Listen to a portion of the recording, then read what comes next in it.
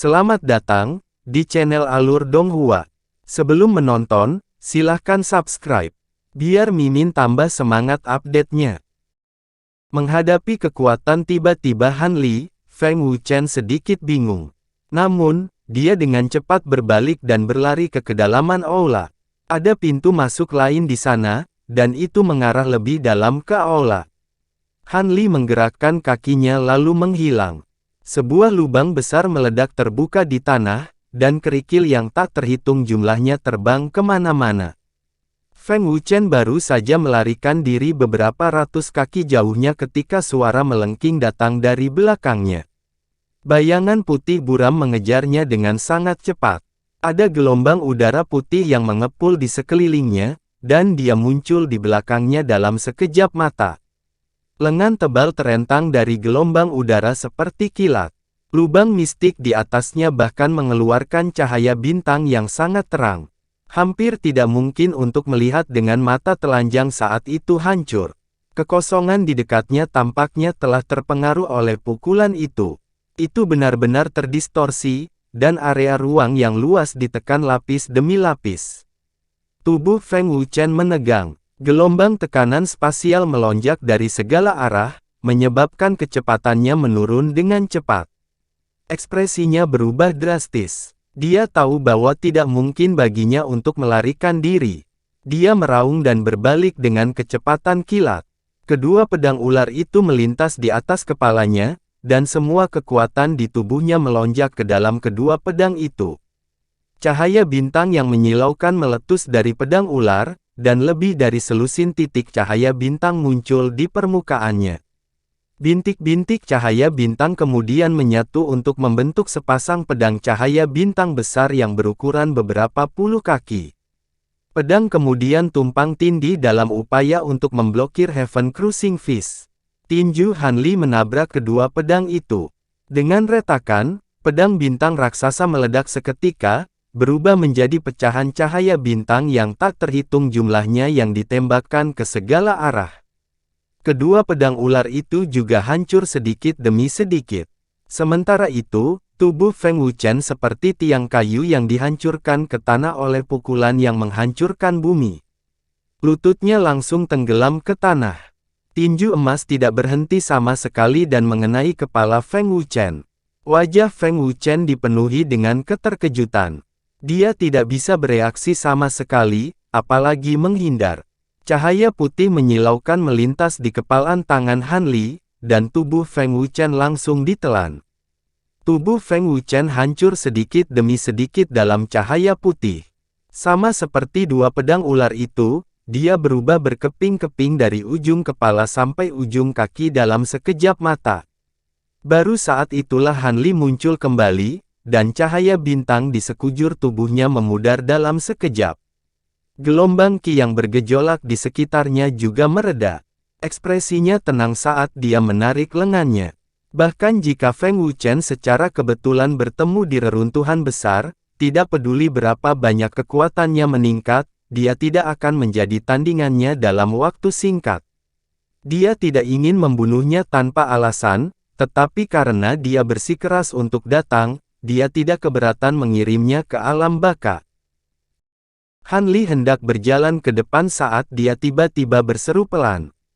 Dia melihat di mana Feng Wuchen berdiri sebelumnya dan membungkuk untuk mengambil sepasang sepatu bot putih dari tanah. Sepatu bot itu berwarna putih keperakan dan sepertinya dibuat dari sejenis kulit binatang khusus, saat disentuh lembut tetapi juga sangat tangguh. Rune bintang putih terukir di sepatu bot, dan ada 2 bulan sabit di pergelangan kaki. Sepatu bot ini, ekspresi Han Li berubah. Dia segera melepas sepatunya dan memakainya, lalu mengambil langkah ringan ke depan. Sosoknya segera menghilang tanpa jejak, dan di saat berikutnya, dia muncul lebih dari 1000 kaki jauhnya. Han Li tertegun. Dengan pikiran, sepatu bot putih itu langsung menyala dengan cahaya putih. Sebanyak 64 bintik cahaya muncul di sepatu bot itu, dan itu bersinar dengan cahaya dari bintik-bintik di tubuhnya. Dia sangat gembira. Tubuhnya tiba-tiba menjadi buram, dan dia berubah menjadi serangkaian bayangan yang melintas dan bergerak di sekitar aula seperti hantu. Dalam sekejap, aula dipenuhi sosok Han Li. Pada saat berikutnya, semua bayangan menghilang dan bergabung menjadi satu. Han Li berdiri dengan tenang di tengah aula dengan ekspresi kegembiraan yang tak terlukiskan di wajahnya. Sepasang sepatu bot putih ini benar-benar alat bintang. Tidak hanya dapat meningkatkan kekuatan fisik seseorang, tetapi juga dapat meningkatkan kecepatan seseorang. Keahlian Han Li adalah kecepatan, dan dengan bantuan sepasang sepatu bot ini, kecepatannya meningkat lebih dari 50%.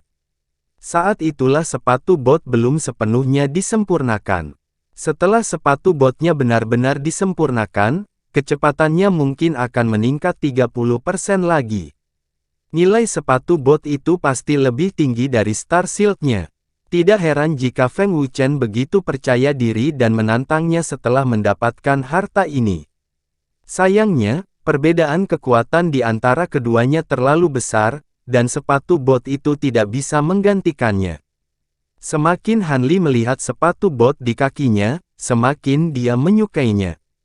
Dia melihat pola bulan sabit di sepatu bot itu dan berkata, "Kalau begitu, aku akan memanggilmu Star Moon Boots."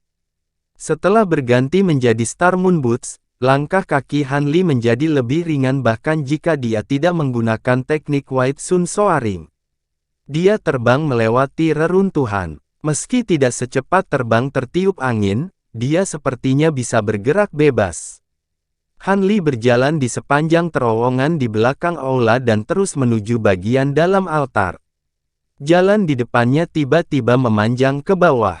Dia sedikit terkejut dan terus berjalan di sepanjang terowongan. Setelah berjalan selama 15 menit penuh, pintu keluar putih yang lebih besar muncul di depannya. Setelah melewati pintu masuk, lingkungan di depannya tiba-tiba terbuka, dan alun-alun bawah tanah yang besar muncul di depannya. Ada banyak bangunan di alun-alun, dan mereka memanjang ke kejauhan. Tidak diketahui seberapa besar itu. Han Li terkejut karena ada area yang sangat luas di bawah altar. Dia menenangkan diri dan berjalan maju melewati lapisan bangunan. Setelah berjalan beberapa saat, bangunan di alun-alun menjadi semakin terkonsentrasi, dan ada beberapa istana yang diukir dengan indah dan dibangun dengan indah.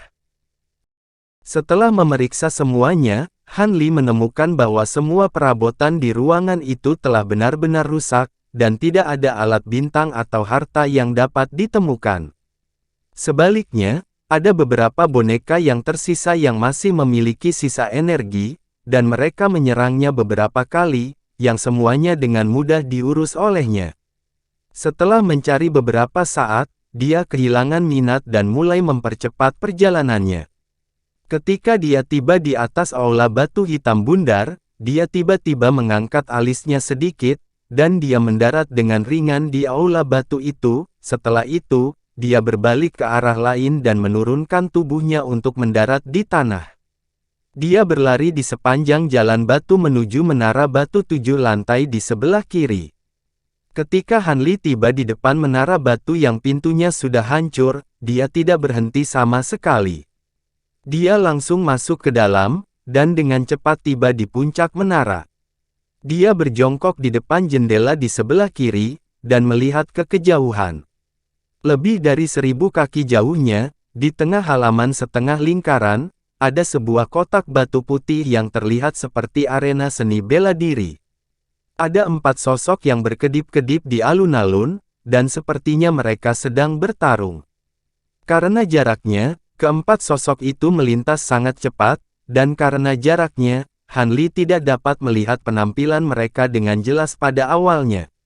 Dia hanya memperhatikan bahwa mereka bertiga tampaknya mengenakan pakaian yang sama dengan yang berasal dari kota boneka, dan yang terakhir mengenakan baju besi tulang putih, dan sosoknya agak familiar. Pria jangkung dengan baju besi tulang putih itu terkena serangan gabungan dari 3 orang dari kota boneka. Tubuhnya terbang mundur, dan dia menabrak dinding bayangan hitam yang tingginya lebih dari 100 kaki. Dinding bayangan tebal meledak, berubah menjadi batu terbang yang tak terhitung jumlahnya. Pria berbaju besi tulang itu jatuh ke tanah, memegang pedang tulang putih di satu tangan untuk menopang tubuhnya. Pita rambut di kepalanya patah, dan rambut seputih saljunya jatuh, menutupi wajahnya yang ditutupi oleh pelindung tulang.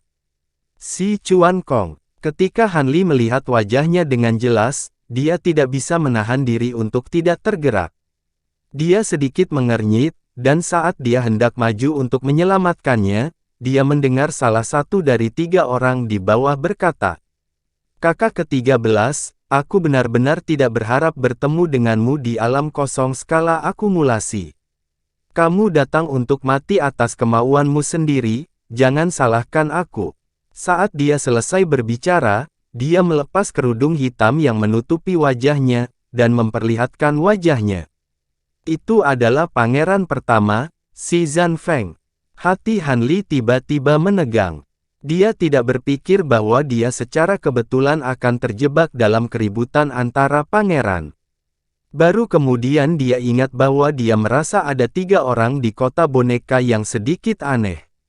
Sekarang, sepertinya mereka adalah 3 orang di depannya. Tapi mengapa pangeran pertama muncul di alam kosong skala akumulasi? Dari kata-katanya, sepertinya dia tidak ada di sini untuk membunuh si Chuan Kong. Lalu, apa tujuannya? Pikiran Han Li berantakan, dan dia tidak tahu apa yang sedang terjadi. Jika kamu ingin bertarung, ayo bertarung. Mengapa kamu berbicara begitu banyak omong kosong? Saat ini, si Chuan Kong sudah berdiri dari tanah, dan berkata dengan dingin. Pada saat ini, pelindung tulang di tubuhnya patah di banyak tempat. Sepertinya kedua belah pihak telah bertarung beberapa saat sebelum Han Li tiba. Namun, jelas bahwa si Chuan Kong kalah jumlah, dan berada dalam posisi yang kurang menguntungkan. Kamu masih sangat keras kepala bahkan ketika kamu akan mati. Si Zanfeng mencibir lalu melambaikan tangannya. 2 orang lainnya juga melepas pakaian kota boneka mereka, dan memperlihatkan tubuh aslinya. Salah satunya tinggi dan memiliki fitur wajah yang tajam. Dia mengenakan baju besi setan hitam pekat, dan dia adalah Du Yuan. Saat itu, dia telah membantu si Zanfeng menyelidiki alam kosong skala akumulasi dan memberikan petunjuk penting. Sekarang si Zanfeng masih memilikinya di sisinya, itu menunjukkan bahwa dia mempercayai dan menghargainya. Sedangkan untuk orang lain, dia cukup mungil dengan sosok yang luwes dan anggun, dan fitur wajahnya cukup menggoda, tapi tidak terlalu mencolok. Kecantikannya tidak kalah sedikit pun dengan Azure dan Purple Twin Beauties yang pernah dilihat Han Li di masa lalu, jadi kemungkinan besar dia adalah ajudan terpercaya si Zanfeng. Keduanya terbang pada saat yang sama, dan kekuatan bintang-bintang melonjak di tubuhnya. 160 titik akupuntur misterius muncul di permukaan tubuh, dan mereka tidak lemah. Meskipun wanita menawan itu bertubuh mungil, dia sangat cepat. Dia menyerang pada saat yang sama dengan Du Yuan, tapi dia beberapa napas lebih cepat darinya. Dia tiba di sisi kiri si Chuan Kong, dan dengan jentikan pergelangan tangannya, cambuk tulang putih keluar dari lengan bajunya. Seperti ular yang keluar dari lubangnya, itu diarahkan ke celah di antara alis si Chuan Kong. Teriak si Chuan Kong, dan tangan kanannya, yang memegang pedang, menarik kembali pedangnya, dan menebas ke kiri. Cahaya bintang pada pedang tiba-tiba meluap, dan lusinan titik akupuntur bintang menyala pada saat yang sama, berubah menjadi bilah cahaya seputih salju. Itu tiba-tiba muncul di pedang, lalu menebas. Cambuk tulang putih lebih panjang dari pedang tulang, dan kecepatannya sedikit lebih cepat. Itu seharusnya mengenai alis si Chuan Kong terlebih dahulu, tetapi pedang tulang memadatkan bilah bintang, dan secara paksa menutupi keunggulan panjang cambuk tulang putih, dan menebas ke arah dada wanita menawan itu terlebih dahulu. Wanita menawan itu melihat bahwa si Chuan Kong bermaksud menukar luka dengan luka, dan sama sekali mengabaikan cambuk tulang putih yang menembak ke arah alisnya. Dia mengerutkan kening, dan pergelangan tangannya bengkok ke belakang. Cambuk tulang putih terbalik, dan melilit pedang Si Chuan Kong, dan menahannya. Pada saat yang sama, Du Yuan juga menyusul. Dia mengangkat tinjunya, dan membenturkannya ke tulang rusuk Si Chuan Kong dari sisi kanan. Melihat ini, Si Chuan Kong tiba-tiba mengeluarkan pedangnya, dan memukul tinju Du Yuan dengan gagangnya. Tinju Du Yuan menghantam ujung pedang tulang, dan gelombang udara melonjak, dan suara siulan terdengar. Si Chuan Kong tiba-tiba merasa lengannya lamban, dan tangannya tiba-tiba tergelincir. Dia hampir tidak bisa memegang gagang pedang itu. Dia berteriak keras, dan permukaan tubuhnya berkedip-kedip. Hampir 160 titik akupuntur misterius juga menyala, dan aura yang dipancarkan dari tubuhnya jauh lebih kuat daripada dua orang lainnya. Kamu ingin bertarung 1 lawan 3 hanya dengan sedikit kekuatan ini. Anda pasti sedang bermimpi. Si Zhan Feng mencibir saat melihat ini. Setelah mengatakan itu, dia menginjakkan kakinya di tanah dan sosoknya melintas. Dia mengangkat lengannya dan menggunakan jari-jarinya seperti pisau, menebas ke arah kepala Si Chuan Kong.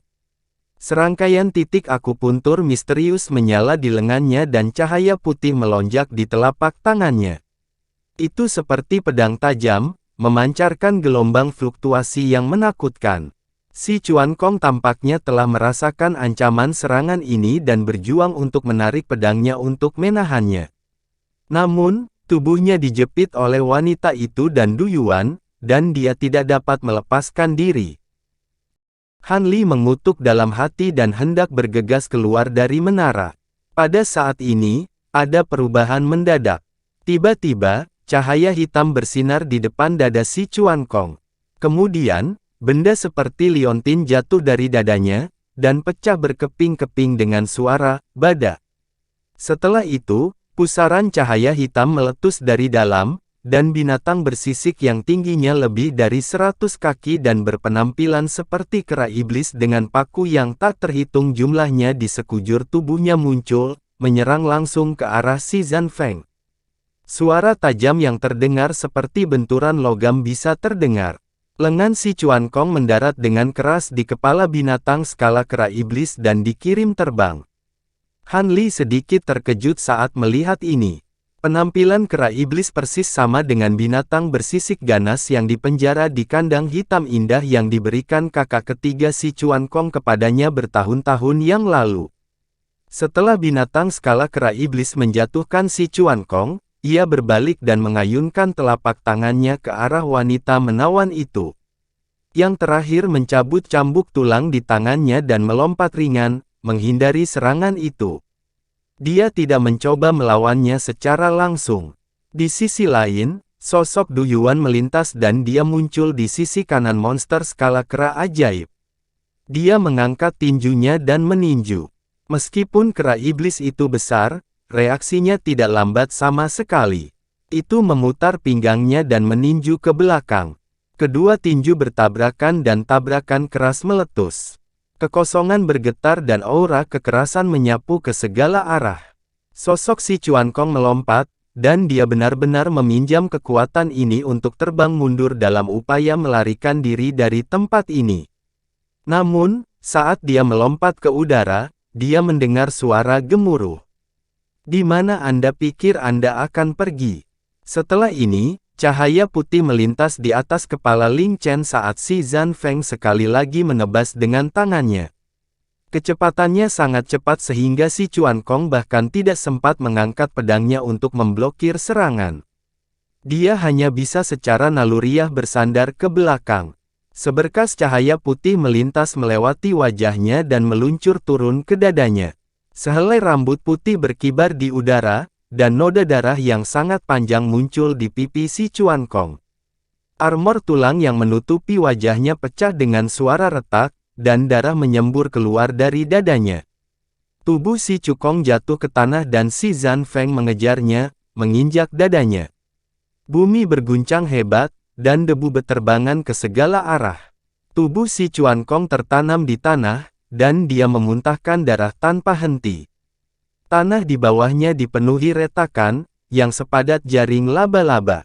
Si Zanfeng menginjak luka di dadanya dan menendang pedang pertempuran artefak bintang yang tidak bisa dipegangnya lagi. Dia menggunakan ujung kakinya untuk mengambilnya dan meraihnya di tangannya. Dia melambaikannya dan memegangnya erat-erat. Dibandingkan dengan si Pokong, aku sebenarnya tidak terlalu membencimu. Hanya saja, lupakan saja, kamu hanya bisa menyalahkan dirimu sendiri karena buta. Dia menatap wajah si Chuan Kong, dan tidak ada ejekan di matanya. Sebaliknya, ada sedikit kesedihan. Begitu dia selesai berbicara, dia melambaikan pedang di tangannya dan hendak menebas kepala si Chuan Kong. Si Chuan Kong, yang berada di tanah, sepertinya sudah menyerah untuk melawan. Senyum tak berdaya muncul di wajahnya, dan dia tiba-tiba membuka tangan kirinya, memperlihatkan batu giok berbentuk daun yang berlumuran darah. Itu adalah segel yang diberikan kepadanya oleh pangeran ketiga. Segel itu berlumuran darahnya, dan sepertinya telah diaktifkan. Vena tipis di permukaan segel menyala satu demi satu, dan cahaya menyilaukan bersinar dari dalam. Melihat ini, si Zanfeng tiba-tiba berteriak kaget. Dia tidak peduli membunuh si Chuan Kong, dan dengan cepat mundur. Han Li melihat dari jauh, dan melihat bahwa udara di sekitar si Chuan Kong sepertinya tiba-tiba menyusut, dan mengembun di sekelilingnya. Kemudian, matahari putih terbit. Dengan ledakan dahsyat, matahari yang terik tiba-tiba berubah menjadi awan yang melesat ke langit, meledak ratusan meter ke angkasa. Seluruh lapangan batu putih juga diselimuti oleh cahaya putih yang menyilaukan, sehingga sulit dilihat orang. Lingkaran gelombang udara yang ganas melonjak ke segala arah, dan langsung mengangkat ubin batu di tanah, menyebar seperti badai pasir.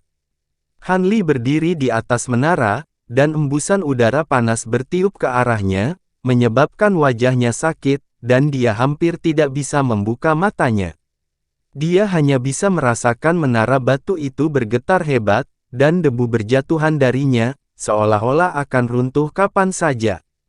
Aura yang mengejutkan ini berlangsung selama lebih dari 10 napas sebelum berangsur-angsur berhenti dan menjadi tenang. Lapisan luar menara batu itu tampaknya telah terkorosi parah, dan lapisan tebalnya telah terkelupas, membuatnya semakin tipis.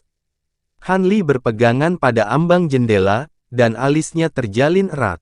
Dia melihat lapangan batu putih dengan ekspresi muram.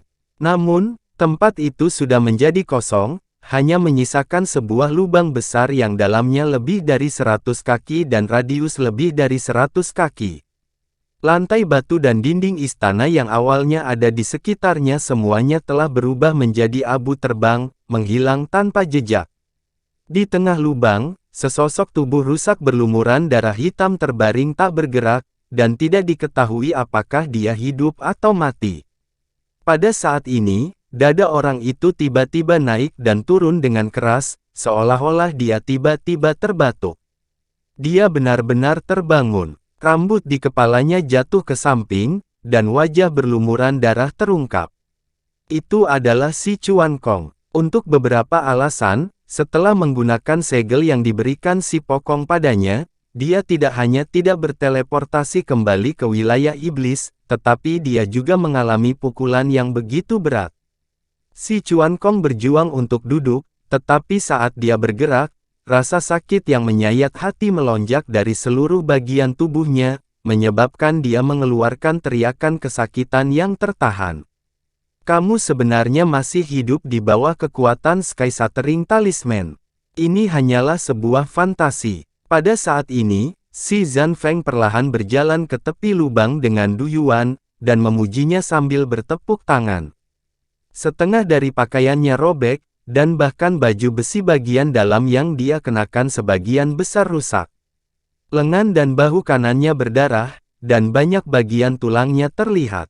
Ketika Han Li mendengar kata-kata, Sky Shattering Talisman, alisnya berkedut. Dia berhenti menggosok segel berbentuk daun di tangannya, dan jejak kesuraman muncul di matanya.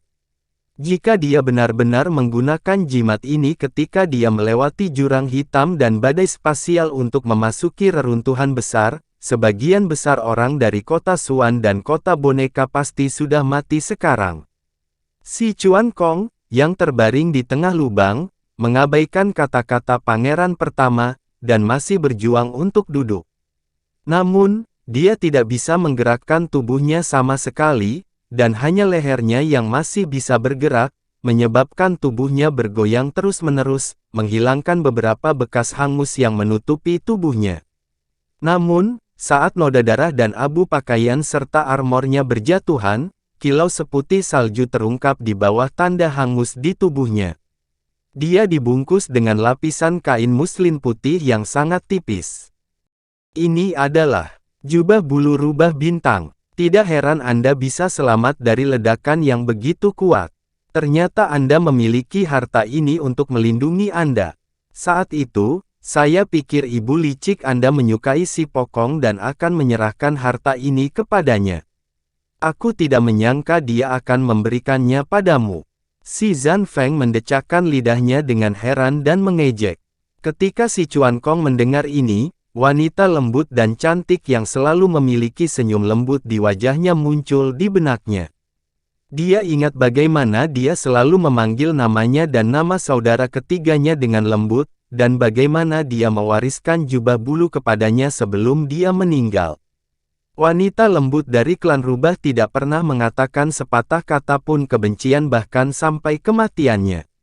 Dia hanya berharap mereka berdua bisa saling menjaga dan bertahan hidup di dunia yang berbahaya ini. Kakak ketiga, apakah jimat penghancur langit ini benar-benar hasil karyamu? Si Chuan Kong perlahan menutup matanya, dan tetesan air mata sebening kristal jatuh dari sudut matanya. Pada saat ini, raungan binatang buas tiba-tiba terdengar. Di lereng lubang, awan debu tiba-tiba naik, dan binatang skala kera iblis tiba-tiba keluar, menyerbu ke arah si Zhan Feng dan dua lainnya. Singkirkan itu. Mata si Zhan Feng berkilat dengan ekspresi jijik saat dia menginstruksikan. Du Yuan dan wanita mungil itu melintas pada saat yang sama, masing-masing menghadap monster skala kera iblis dari kiri dan kanan, melawannya ke satu sisi. Pada saat ini, si Zhan Feng perlahan berjalan ke dalam lubang, datang ke sisi si Chuan Kong, dan berjongkok. Dengan tarikan biasa, jubah bulu rubah bintang yang melilit tubuh si Chuan Kong menghilang seperti asap. Hancur, sayang sekali, dia menghela nafas pelan dan berkata perlahan.